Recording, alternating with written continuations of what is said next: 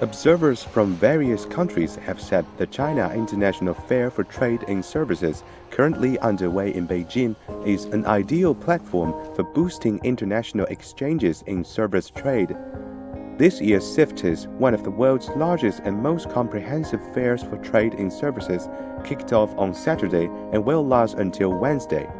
It's a critical platform for opening up China to the rest of the world, for deepening cooperation between East and West, and trade between countries.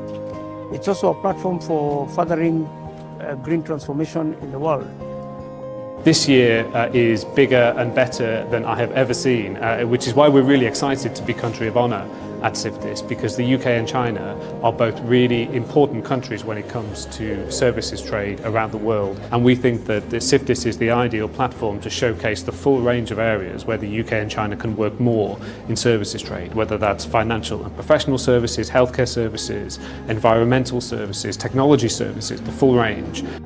المعرض الصيني اللي بيتعمل ده معرض اعتبره معرض تكنولوجيا، معرض تكنولوجيا وتكنولوجيا الخدمات.